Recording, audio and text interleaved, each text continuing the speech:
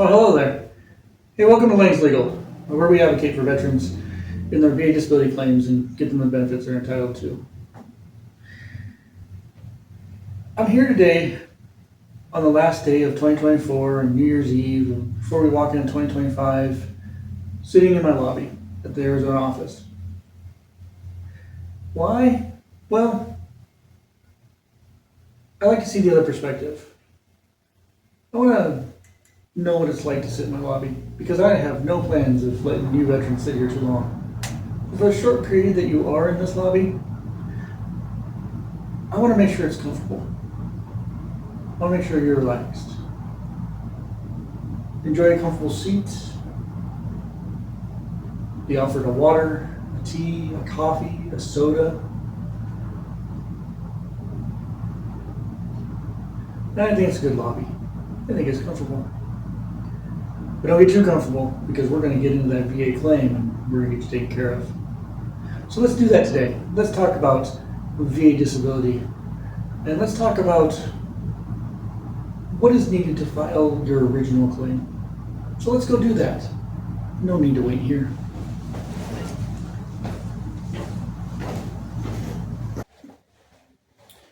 Well, thank you for joining me in our discussion of VA disability today. So let's get right into it. What's needed to file a new or original claim? Well, for the veterans who haven't filed a claim yet before, this may feel like a very daunting task and might be quite stressful. So let's break it down just a little bit in what could be needed in your original disability claim. Now, one thing I'm going to tell you, veterans, is the one thing that is needed is a prescribed form underneath the rules and laws. In this case, it's going to be the VA form 21-526EZ. You're going to look at this form and you're going to probably be overwhelmed with all the boxes and all the information it's asking. But don't. Please don't. Don't let that form overwhelm you.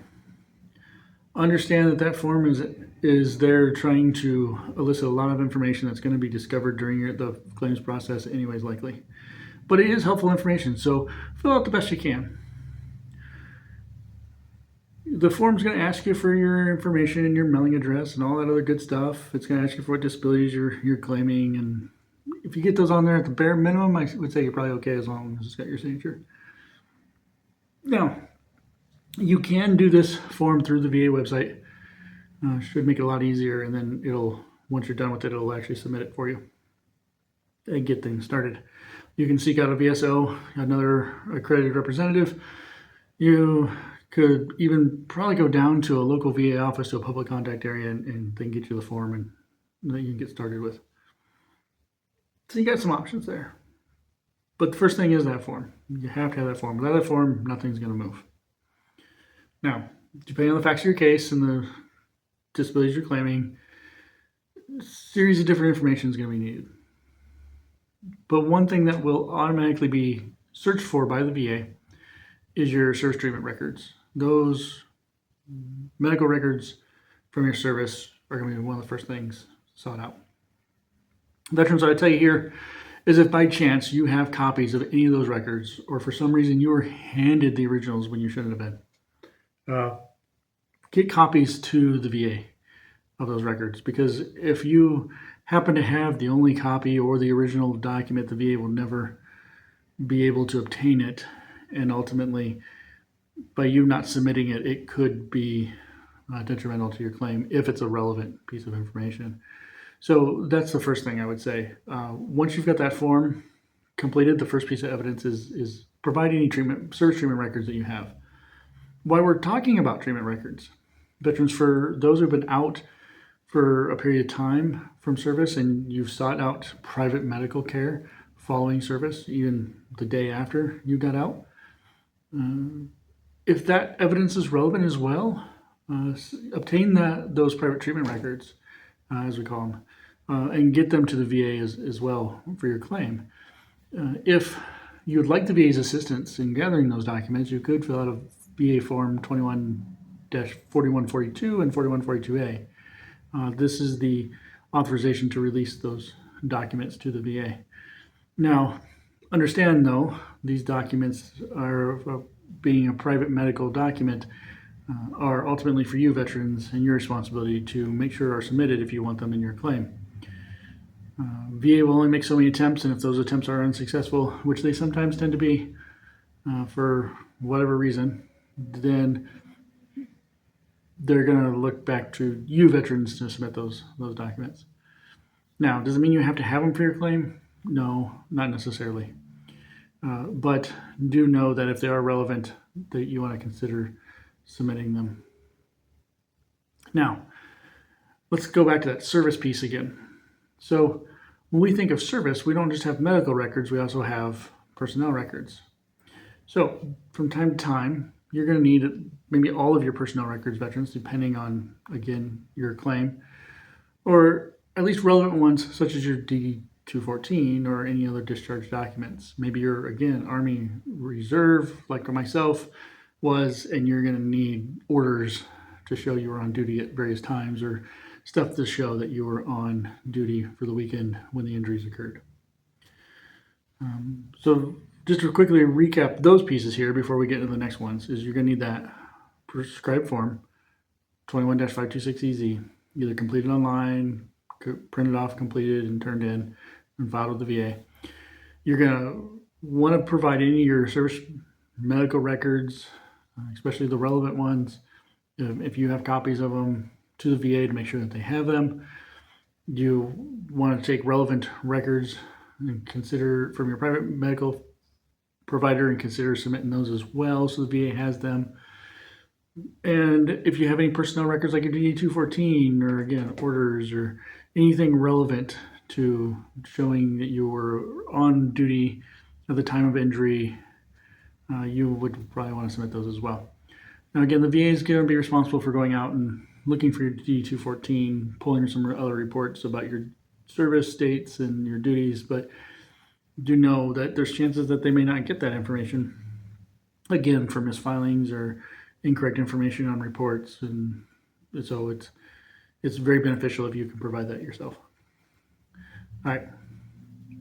Now, outside of medical documents and personnel records and military, private, and so forth there, if you do seek a treatment at the VA facilities, I would at least identify with the VA which facilities you go to, so it's easier for them to grab those records. Those records are considered in the custody of the VA.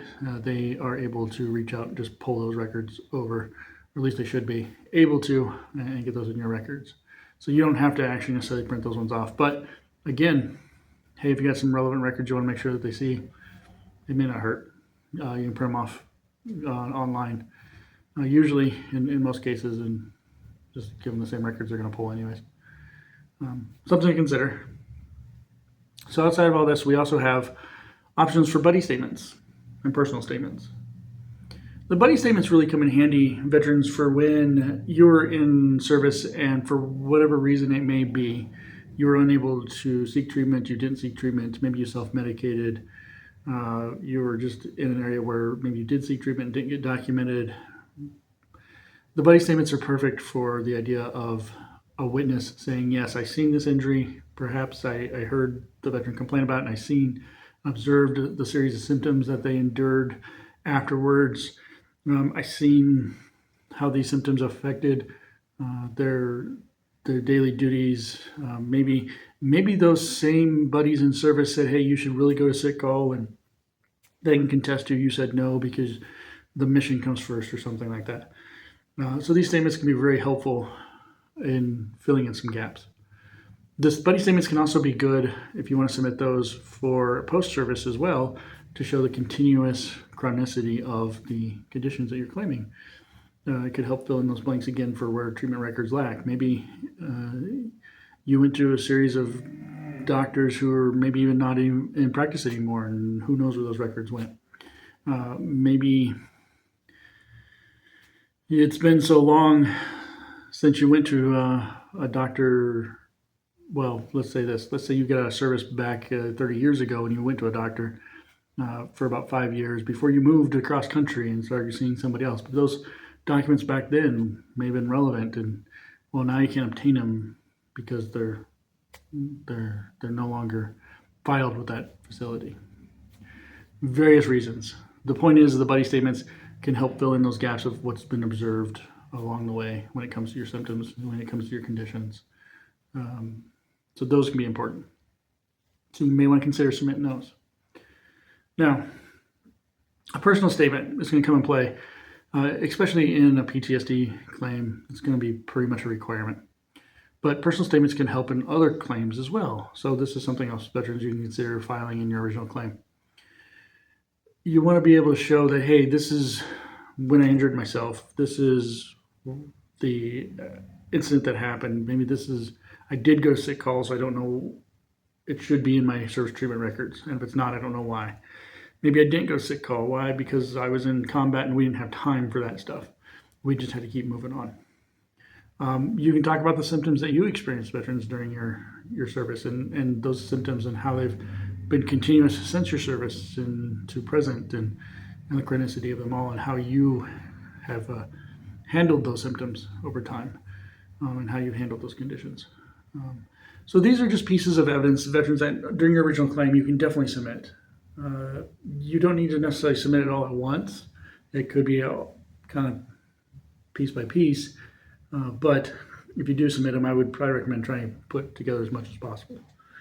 Now, again, the VA is going to have their duties to assist to obtain a lot of stuff.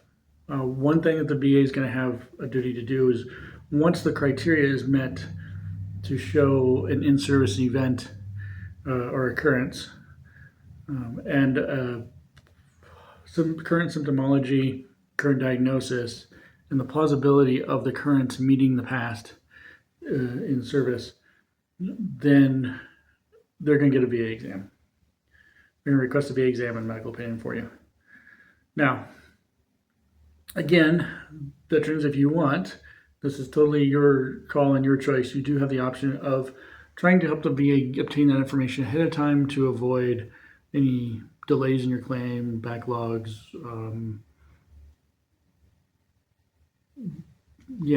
backlogs or delays in your claim. That's really ultimately what this next piece was for. The disability benefits questionnaires are public on the VA sites. You can always print those off, take them to your physician, and say, "Hey, doc, you've been treating me for years now. Can you summarize everything to the VA here on a nice little sheet so they can just go plugging in the numbers and not have to dig through all the records?" That you could do. If that physician is capable of providing a medical opinion that is adequate that the VA needs, they can always do that as well. So veterans, you can really, if you wanted to, obtain all the evidence that the VA is going to need and give it to them in one shot. Now, that would be a lot of work and a lot to do. So the main point of all this is these are things that you can and may want to consider providing in your original claim. But the only thing you really need to get things started is that VA Form 21-526EZ. That's ultimately what's going to start everything for you. So if that's where you want to put your focus originally and figure out the rest from there, so be it. That's your choice. One thing I would still recommend, though, is if you feel overwhelmed at any point in the process, you don't know what to gather, you are concerned about what's relevant or what you should submit, even all these different options, seek out a representative, seek out an accredited representative, a VSO, an accredited agent, accredited attorney like myself. Most of us are happy to sit down, especially if we have time, to help you with the original claims, including myself, and getting you going on the right path, and even potentially helping you with a bit of a strategy in the beginning. So I thank you again, everybody. This is fantastic. We made it through another year. We're going to get into 2025. Make your New Year's resolutions. Do what you do for New Year's. Stay up late. Watch the ball drop. Please don't drink too much and drive, especially. I won't be there to help you with that one. But thank you for visiting the channel, for all those subscribers who have already signed up, who have all subscribed. I greatly appreciate you as well as everybody watching as we build this platform to understand VA disability better, to make the process much easier for both the VA and for veterans alike. So I'll see you in 2025.